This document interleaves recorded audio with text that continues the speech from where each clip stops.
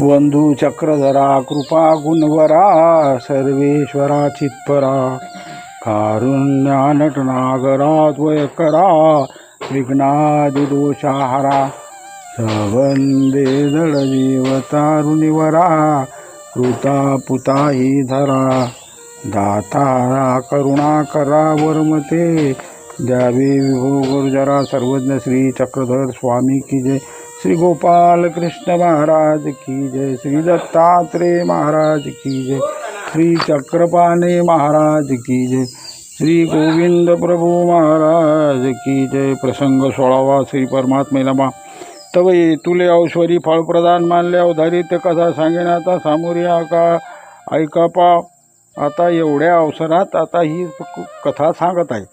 ऐका राय भीमक कोंडे मंडप सेले कापडे ध्वजा फरारे आम्ही ते चौकडे नगर शृंगारीले। मग अशा प्रकारे भीमकानं नगर शृंगार नगरामध्ये सुशोभित शृंगार केला आणि मंडप वगैरे सर्व टाकून ठेवले। मंडपामाझी चौकडे नारियळ पोफळ शिया राशी वेलिया कोडे आणि वस्त्रे कापडे नानापुरीचे। त्या ठिकाणी मंडपामध्ये त्यांनी नारळाच्या पोपळाच्या या राशी मांडल्या आणि नवीन नवीन वस्त्र नाना परीचे त्या ठिकाणी हे करले। पत्रपुष्पे पापूर कस्तुरी चंदन पत्र पुष्प कापूळ आणि चंदन आणि दक्षिणे लागी सुवर्ण घेऊन आला शैल्या पुनन बंधू शिशुपाळ आणि दक्षिण दिशेवरून सुवर्ण घेऊन आला शैल्य शिशुपाळ बंधू। तव राय भीमक्यावधारी राया मंडपे का ते हाकारिले आपण आला श्री मुरारी ते विनवावया। आणि मग श्रीकृष्ण महाराजांना विनवायला आला,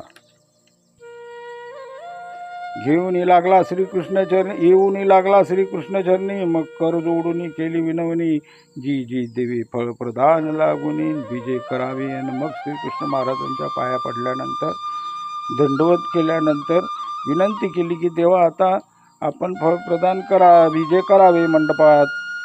जी राये मिळाले असती बहुत सोयरे शारीरिक संबंधी अमित। आणि मग त्या ठिकाणी खूप सोयरे सगळे सोयरे सर्व आले। परी देवाची अवघे सामर्थ समस्त आजी होईल माझे आणि देवाच्या जवळ माझं सर्व सार्थक होईल। आज तरी देवे तेथ येऊन माते सनात करावे सेवकाते आणि हे कार्य तव यथार्थ देवाची असेन। हे देवाने या ठिकाणी येऊन हे कार्य सार्थक करावं, कारण मी तुमचा सेवक आहे आणि या ठिकाणीच देवाने यावं। तो बोलिले श्रीकृष्ण राणा हे तुम्ही सत्य बोलिले भीमसेना। मग त्यावेळेस श्रीकृष्ण महाराज म्हणतात भीमका खरोखर तुम्ही खरं बोलल्यात। हे आमचे कार्य या वचना काही अन्यथा नसे, हे आमचेच कार्य आहे, याला काही अन्यथा नाही।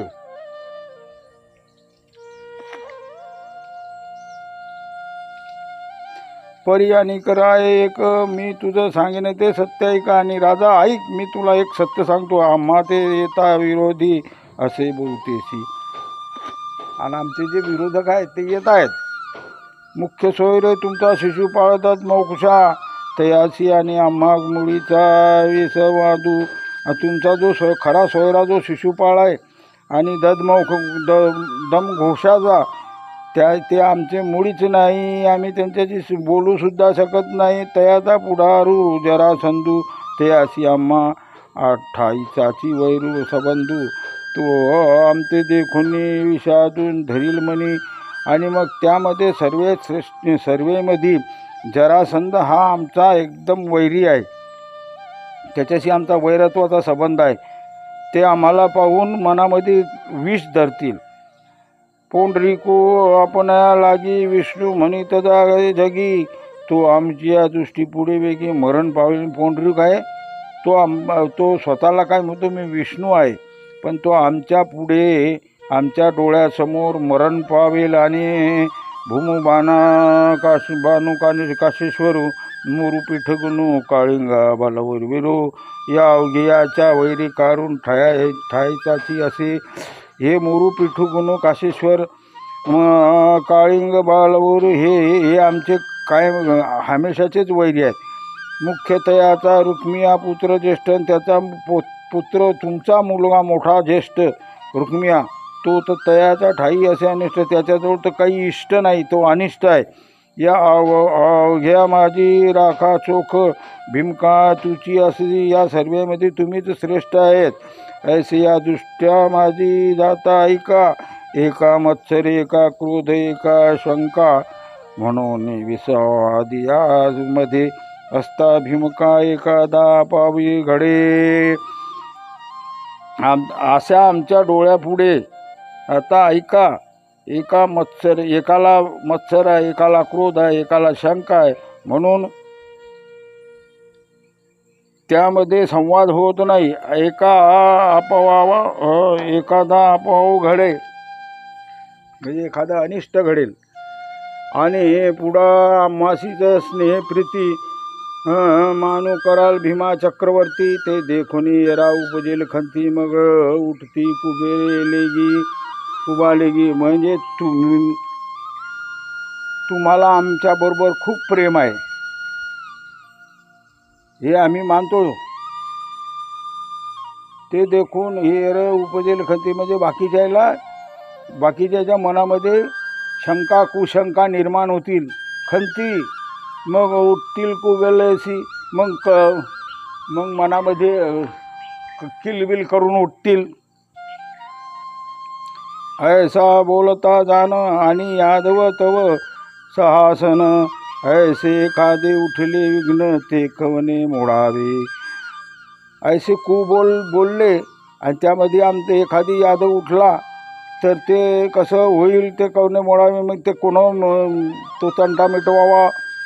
जरी म्हणाल भ्याले भूपाळा, जरी आम्हाला म्हणतील की तुम्ही भ्याले, तरी ते नुपरती यादवाची बळा, ते यादव त्यांना कुठंच लागू देणार नाही आणि यादवापुढे त्यांचं काहीच चालणार नाही. परी तुमचा मांडेल मोडेल सोळा तया भीत असे, मग त्याच्याकरता म्हणे तुमचा हा सोहळा मोडून टाकतील ते, त्याच्याकरता आम्ही मनामध्ये शंका. ऐसे अवघ्या सुखाशी होईल भंगू आणि प्रीतीची मोडेल रंगू, यावेळी तुम्ही सांगेल तो मंत्र सांगू तोची करू.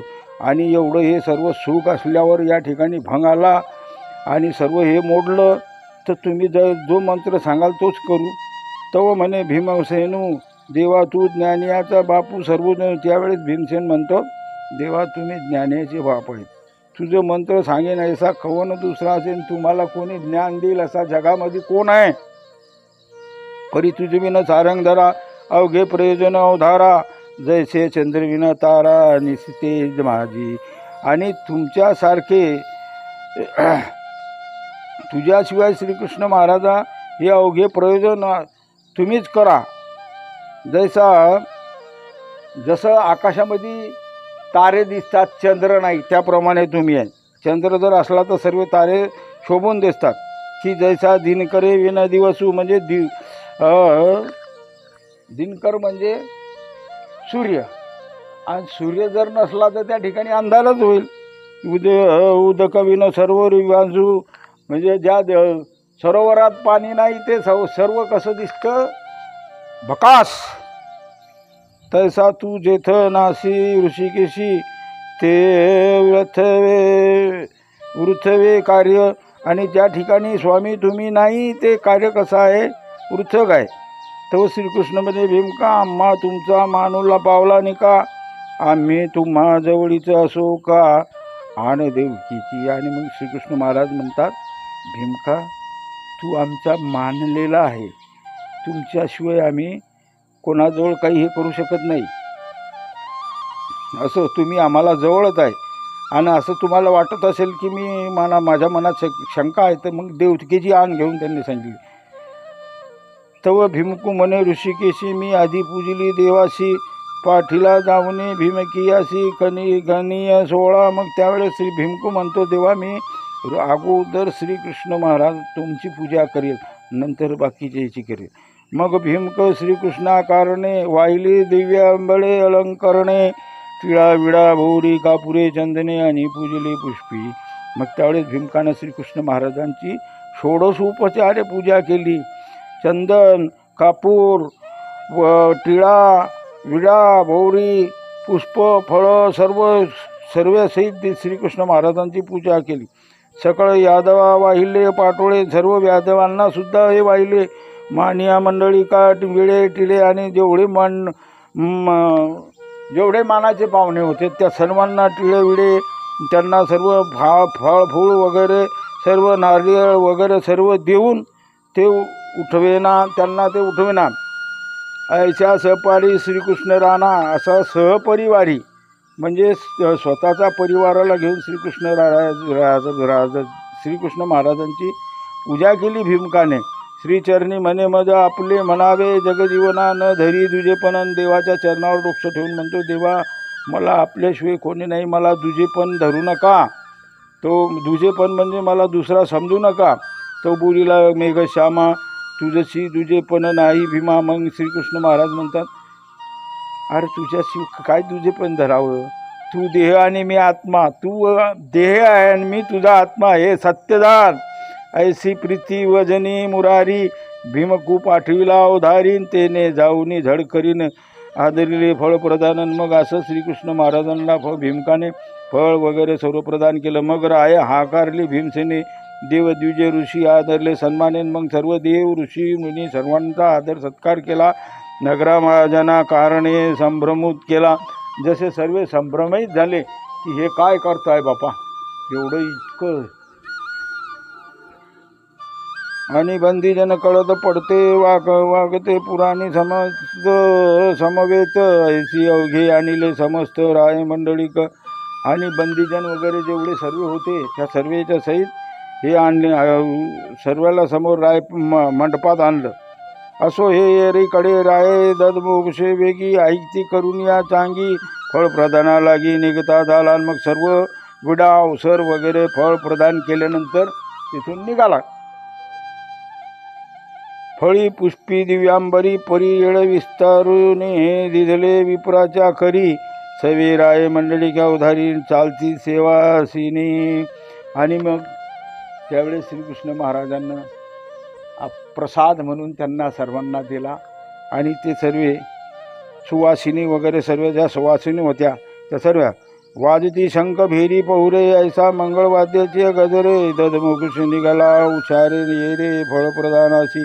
आणि मग ददमुक्षाला सर्व मंगळवाद्यामध्ये सर्व फळ प्रदान करून आणि मग ते निघाले.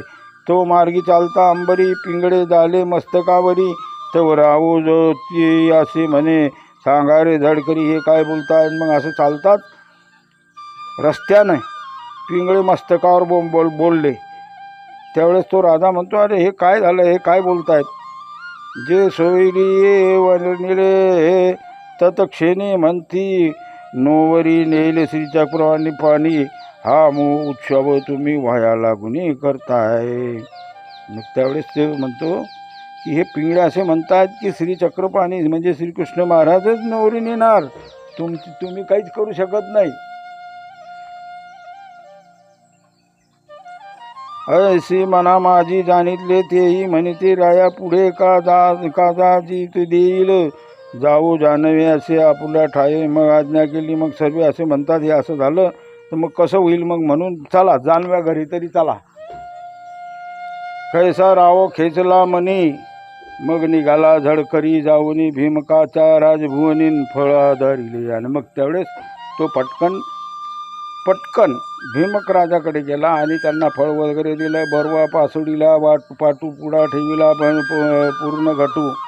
चौक भरीला चौकटून मुक्ता फळाचा. आणि मग त्या ठिकाणी पूर्ण घट भरले वगैरे सर्व हे केलं आणि मुक्ता फळायचे फळं वगैरे सर्व त्या ठिकाणी ठेवलं. मग म्हणती बोलवा नवरी म्हणून विप्र गेले राजे भुवना भीतरी. तया ते देखून एका ती भीमकुमारी बोले भाव कळण्याशी. आणि मग म्हणतात आणा बोलवा नवरीला. ते सर्व म्हणे असं कसं काय. तर त्या भीमकुमारी म्हणजे भीमकाची मुलगी काय म्हणते भाव करण्याशी. भाव करणे ते म्हणे रुक्मिणी एकू श्रीकृष्ण वांचून आणि कची वस्त्रे अलंकार लेणी केवी ल्यावी माये. म्हणे एका श्रीकृष्ण शिवाय कोणाचीच वस्त्र अलंकार घेणार नाही मी, कारण मी श्रीकृष्ण महाराजांना वरलेला आहे. तो एकू वांचुने गोपाळू आणि काच न लवी विटाळू. मला त्या एकाच गोपाळाचा हे आहे म्हणे. श्रीकृष्ण महाराजांचा लढाई, बाकी सर्व विटाळे आहेत. तव कैसी मला त्यांचा वीट आलेला आहे म्हणे.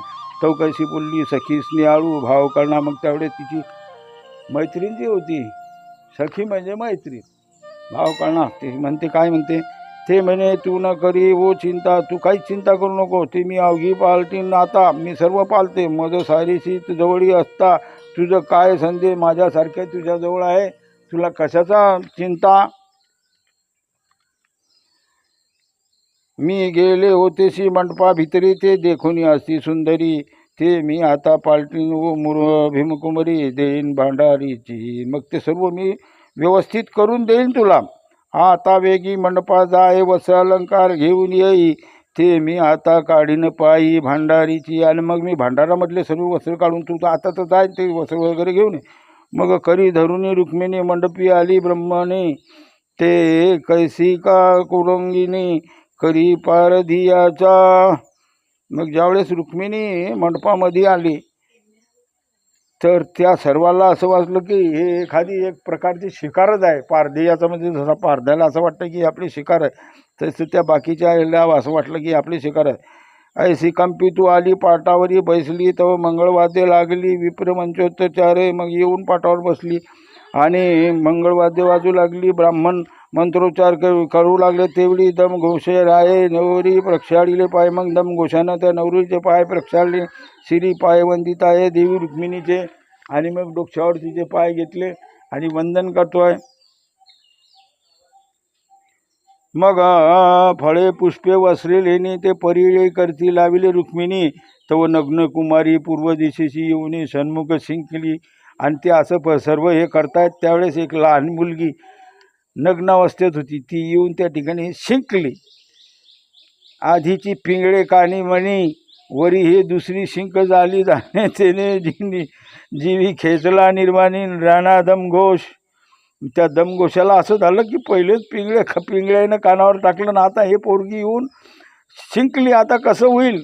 अवघे सभेशी पडले ठक, काळोशी बोलिता एकमेकांनी. सर्व सभेला ठक हे पडलं, आश्चर्य वाटलं, आता कसा होईल. म्हणती हे सांगा ओकटे निकेकर नवरी नवरी शिशुपाळाची. हे सर्व शिशुपाळ नवरदेवाला सांगा कसं होईल म्हणा. असो हे करुणी अख्याने. मग पुनर्घटीचे करिले सुदले पाणी, तेने चूळ भरली रुक्मिणी. ते मज गमले कैसे. मग हे सर्व केल्यानंतर पुनर्घट म्हणजे घट भरलेले होते, त्याच्यातलं ते पाणी घेतलं, तिने डोळ्याले लावलं. मग गमले कैसे. तैसे चांडाळाची दृष्टी पडेवरी, तरी मुखी पाणी सोने चालिले सिरी. तैसे ते चूळ भरूनी सुंदरी आली मंदिराशी. आणि मग तसं ती चूळ भरून आली ती मंदिरात. ते भाव करणे करी वेपिले, त्या ते ठेवून आणि के नेसो दिले. मग ते भाव करण्यानं पाहिलं आणि त्याला तिने साल दिलं. पुनरुपी रुक्मिणीशी आक्षेपणे झाली. मग सभे चालले भिडे टिळे.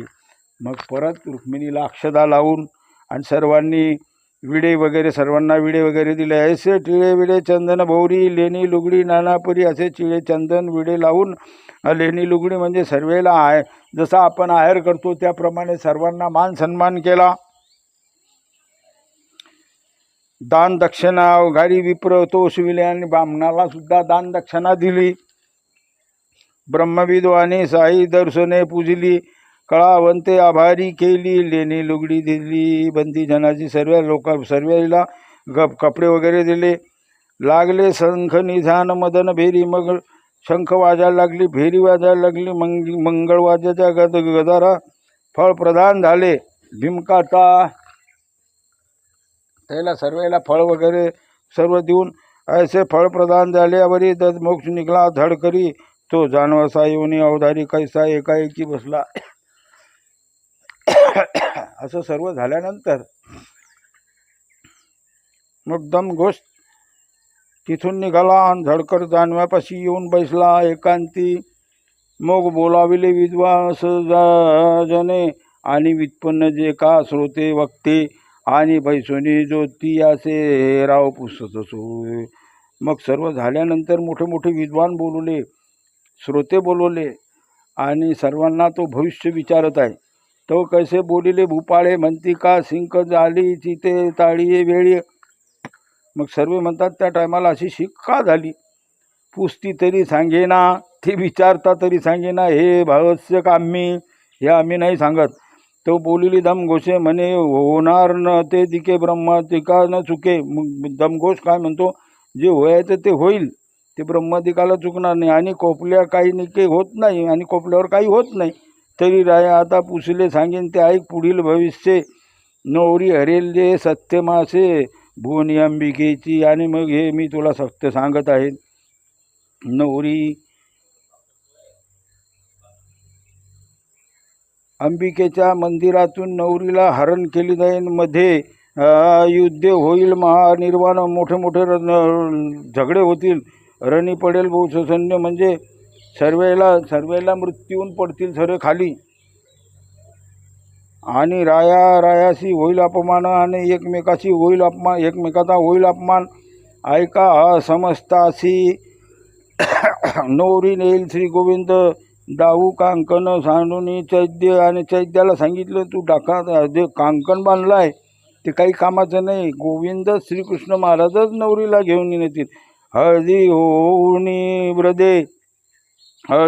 ब्रदे तजील बासिंगा ते. तुझी हळद धुतली जाईल आणि तुला बासिंग तोडावं लागेल.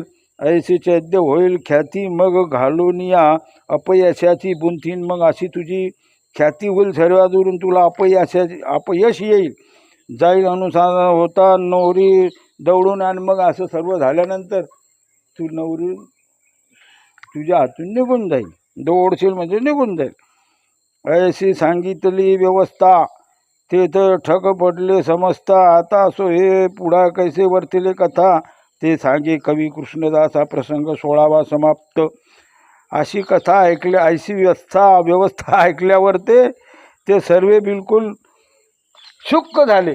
त्याच्या मनामध्ये आता हे कसं होईल असं म्हणून आता पुढचा अध्याय 17वा चालेल.